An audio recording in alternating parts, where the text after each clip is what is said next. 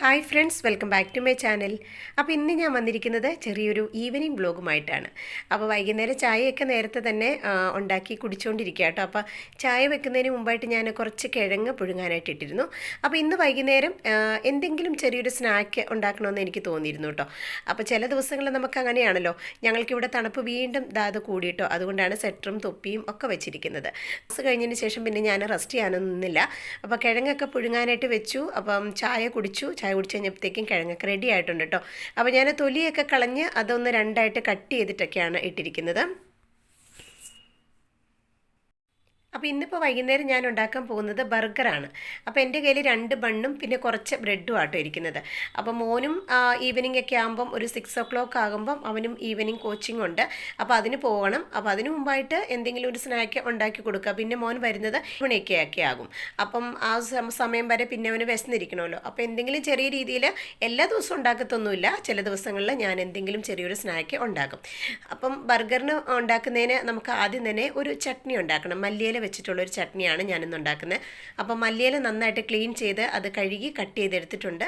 അതൊരു മിക്സിയുടെ ജാറിനകത്തോട്ട് ഇട്ട് കൊടുത്തു. അതിനകത്തോട്ട് ഒരു 3 പച്ചമുളക്, അധികം എരിവില്ലാത്തത്, നല്ല എരിവുള്ളതാണെങ്കിൽ 2 കൊടുത്താൽ മതി കേട്ടോ. പിന്നെ ഞാൻ ഒരു 3 അല്ലെങ്കിൽ 4 വെളുത്തുള്ളി തൊലി കളഞ്ഞത്, പിന്നെ ഇതുപോലത്തെ ഒരു പഴുത്ത തക്കാളിയും കൂടെ ചേർത്ത് കൊടുത്തിട്ടുണ്ട്. ഇനിയിപ്പോൾ നമുക്ക് ഇതിനകത്തോട്ട് ആവശ്യത്തിനുള്ള ഉപ്പ് ഇപ്പം ചേർത്ത് കൊടുക്കാം, അല്ലെങ്കിൽ പിന്നെ ചേർത്ത് കൊടുത്താലും മതി കേട്ടോ.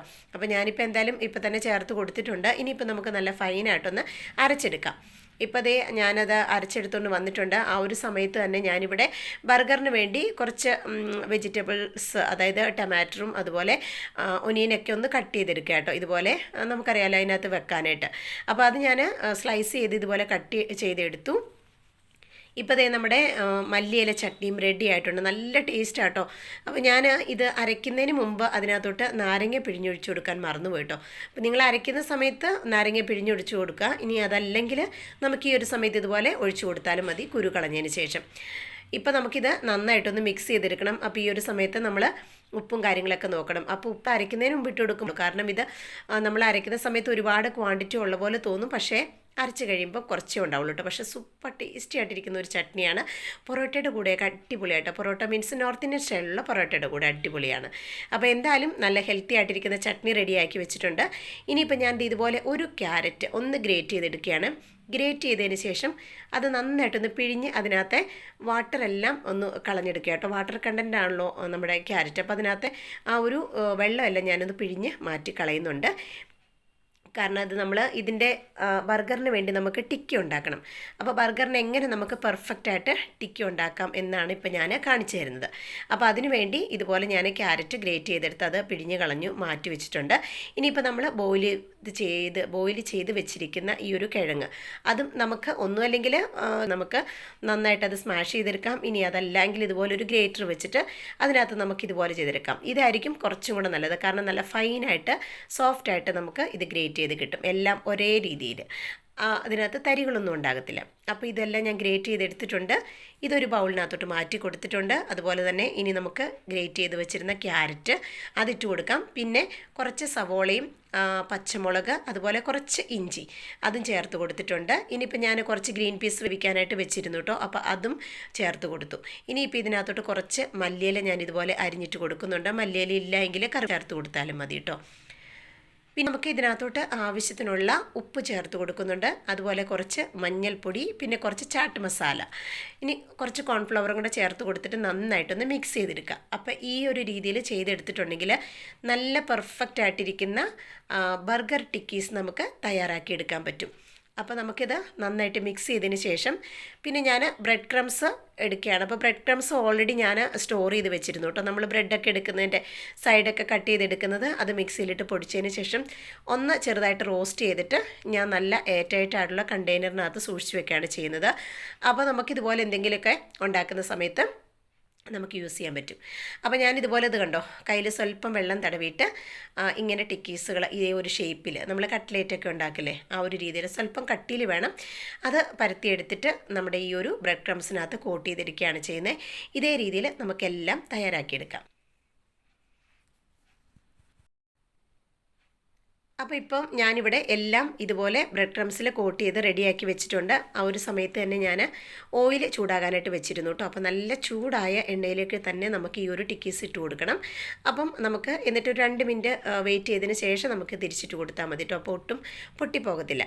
അപ്പോൾ ഇതേ രീതിയിൽ നമ്മൾ ഫ്രൈ ചെയ്യുന്നതിന് മുമ്പ് ടിക്കീസ് റെഡിയാക്കി വെച്ചില്ലേ, ആ ഒരു സംഭവം നമുക്ക് കുറേ ദിവസത്തേക്ക് വേണ്ടി ഫ്രിഡ്ജിൽ നമുക്ക് സ്റ്റോർ ചെയ്ത് വെക്കാനും പറ്റും കേട്ടോ. ഫ്രൈ ചെയ്യുന്നതിന് മുമ്പത്തെ കാര്യമാണ് ഞാൻ പറയുന്നത്. നമ്മൾ ടിക്കീസ് റെഡിയാക്കി വെച്ചതിന് ശേഷം നമുക്ക് നല്ല ഒരു കണ്ടെയ്നറിനകത്ത് വെച്ചിട്ട് ഫ്രീസറിനകത്ത് സൂക്ഷിക്കാൻ പറ്റും. അപ്പോൾ നമുക്ക് ഒരാഴ്ചയോ അല്ലെങ്കിൽ 2 ആഴ്ചയോ 1 മാസം വരെ നമുക്ക് കേടാകും. ഇനിയിപ്പോൾ 1 മാസം വരെയൊക്കെ നമുക്ക് വെക്കണമെങ്കിൽ അതിനകത്ത് സവോള നമ്മൾ ചേർക്കാതിരുന്നാൽ മതി. കാരണം സവോള ചേർത്ത് കഴിയുമ്പോൾ അത് ചിലപ്പം സ്മെല്ലാകാൻ ചാൻസ് ഉണ്ട്. അപ്പോൾ നമുക്കിതുപോലെ സ്റ്റോർ ചെയ്ത് വെക്കാനും പറ്റും. അപ്പോൾ ഈ രീതിയിൽ ടിക്കീസ് ഞാൻ ഉണ്ടാക്കി എടുത്തിട്ടുണ്ട്. തിരിച്ചും മറിച്ചും ഇട്ട് പെട്ടെന്ന് തന്നെ നമുക്ക് ഫ്രൈ ആക്കി കിട്ടും കേട്ടോ. അപ്പോൾ ഇതാട്ടോ ബർഗറിന് നമ്മൾ നല്ല പെർഫെക്റ്റായിട്ട് ഈ ഒരു രീതിയിൽ ടിക്കീസ് ഉണ്ടാക്കിയെടുക്കാൻ പറ്റും. ഇനിയിപ്പോൾ എൻ്റെ കയ്യിൽ 2 ബണ്ണാട്ടം ഉണ്ടായിരുന്നു. അത് ഇതുപോലെ ഞാനൊന്ന് കട്ട് ചെയ്തെടുക്കുകയാണ്. എന്നിട്ട് ഇത് നമുക്ക് ബട്ടർ തൂത്ത് 2 പുറവും ഒന്ന് റെഡിയാക്കിയെടുക്കാം. അപ്പോൾ വൈകുന്നേര സമയത്ത് നമുക്കിതുപോലെയൊക്കെ മക്കൾക്ക് തീർച്ചയായിട്ടും ഉണ്ടാക്കി കൊടുക്കാൻ പറ്റും കേട്ടോ. ഞാനിത് ടിക്കീസ് എല്ലാം നന്നായിട്ട് ഫ്രൈ ചെയ്തെടുത്തിട്ടുണ്ട് കേട്ടോ ഈ ഒരു സമയത്ത് തന്നെ. കാരണം ഈവനിങ് സമയമാകുമ്പോഴത്തേക്കും മക്കൾക്ക്, അല്ലെങ്കിൽ നമ്മുടെ നാട്ടിലൊക്കെ ആണെങ്കിൽ വൈകുന്നേരമാണല്ലോ മക്കളൊക്കെ സ്കൂൾ വിട്ട് വരുന്നത്. ഞങ്ങൾക്കിവിടെ ഇപ്പോൾ 2 മണി വരെയൊക്കെ ക്ലാസ്സുകളുള്ളൂ. പക്ഷെ നമ്മുടെ നാട്ടിൽ ഈവനിങ് വരെ ക്ലാസ് ഉണ്ടല്ലോ. അപ്പോൾ ആ ഒരു സമയമൊക്കെ ആകുമ്പോഴത്തേക്കും മക്കൾക്ക് ഭയങ്കരമായിട്ട് വിശക്കും അല്ലേ. അപ്പോൾ മക്കൾ സ്കൂൾ വിട്ട് വരുന്ന സമയത്ത് നമുക്ക് ഈ ഒരു രീതിയിൽ, ശരിക്കും പറഞ്ഞിട്ടുണ്ടെങ്കിൽ ഇതൊക്കെ ജങ്ക് ഫുഡ് ആണ്.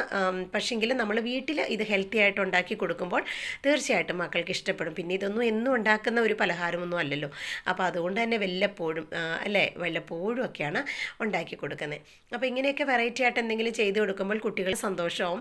അവർ വരുന്ന സമയത്ത് ഇതുപോലെ ബർഗറും കാര്യങ്ങളൊക്കെ ഉണ്ടെങ്കിൽ ഒരുപാട് ഇഷ്ടമാവും. പിന്നെ പുറത്തൊക്കെ പോയി കഴിക്കാനായിട്ട് വാശി പിടിക്കുന്ന കുട്ടികൾക്ക് നമ്മൾ ഇതുപോലെ ഹെൽത്തി ആയിട്ട് വീട്ടിൽ ഉണ്ടാക്കി കൊടുക്കുകയാണെങ്കിൽ ഏറ്റവും നല്ലതായിരിക്കും. അപ്പോൾ ഞാനിതുപോലെ അത് ബട്ടറിൽ 2 ബണ്ണൊക്കെ നന്നായിട്ട് ചൂടാക്കി എടുത്തിട്ടുണ്ട് കേട്ടോ. എന്നിട്ട് ആ താഴത്തെ പോർഷൻ്റെ ബണ്ണ് 2ആയിട്ട് കട്ട് ചെയ്തതിൽ താഴത്തെ പോർഷനിലാണ് നമ്മളിപ്പം ഈ ഒരു മല്ലിയില ചട്നി തൂത്ത് കൊടുത്തിരിക്കുന്നത്. എന്നിട്ട് അതിൻ്റെ മുകളിലോട്ട് റെഡ് ചില്ലി സോസാട്ടോ ഞാൻ ചേർത്ത് കൊടുത്തിരിക്കുന്നത്. അപ്പം എൻ്റെ ടൊമാറ്റോ സോസും ഒക്കെ തീർന്നു പോയി. ടൊമാറ്റോ സോസ് ആണെങ്കിലും ചേർത്ത് കൊടുത്താൽ മതി, എന്താണെങ്കിലും കുഴപ്പമില്ല. എന്നിട്ട് അതിൻ്റെ മുകളിൽ ഇതുപോലെ ടിക്കീസ് വെച്ച് കൊടുക്കുകയാണ് ചെയ്യുന്നത്. പിന്നെ ഞാനിവിടെ ക്യാബേജിൻ്റെ ആ ഒരു ലീഫാട്ടോ എടുത്തിരിക്കുന്നത്. ശരിക്കും ലെറ്റ്യൂസൊക്കെ ഉണ്ടെങ്കിൽ അതായിരിക്കും ഏറ്റവും നല്ലത്. പക്ഷെ നമുക്കിവിടെ ലെറ്റ്യൂസൊന്നും അവൈലബിൾ അല്ലാട്ടോ. അപ്പോൾ അതുകൊണ്ട് ഞാൻ ക്യാബേജിൻ്റെ ഓരോ ചെറിയ സ്ലൈസ് ലീഫാണ് ഞാൻ എടുത്തിരിക്കുന്നത്. എന്നിട്ട് പിന്നെ നമുക്ക് ക്യാബേജ് വെച്ച് കഴിഞ്ഞപ്പോൾ അതിങ്ങനെ സ്ലിപ്പാവും കേട്ടോ. അപ്പോൾ ഞാൻ ഈ ടിക്കിയുടെ മുകളിൽ തന്നെ നമ്മുടെ ടൊമാറ്റോ കട്ട് ചെയ്തതും അതുപോലെ സവോള കട്ട് ചെയ്തും കൂടെ വെച്ച് കൊടുത്തിട്ടുണ്ട്. എന്നിട്ട് അതിൻ്റെ മുകളിൽ ഞാനിതുപോലെ ഈ ഒരു ക്യാബേജിൻ്റെ ലീഫും വെച്ച് കൊടുത്തു. ഇനി നമ്മുടെ ഏറ്റവും ടോപ്പിലെ ആ ഒരു ലെയറിൽ വീണ്ടും നമുക്ക് ഇതുപോലെ മല്ലിയിലയുടെ ചട്നി തൂത്ത് കൊടുക്കാം. എന്നിട്ട് കവർ ചെയ്തെടുക്കാം. ഇത്രയേ ഉള്ളൂ. ഇനി പിന്നെ മയോണീസൊക്കെ ചേർത്ത് കൊടുക്കുന്നവർക്ക് ചേർത്ത് കൊടുക്കാം. പക്ഷേ അതൊന്നും ഹെൽത്തി അല്ലല്ലോ നമ്മുടെ മക്കൾക്ക്.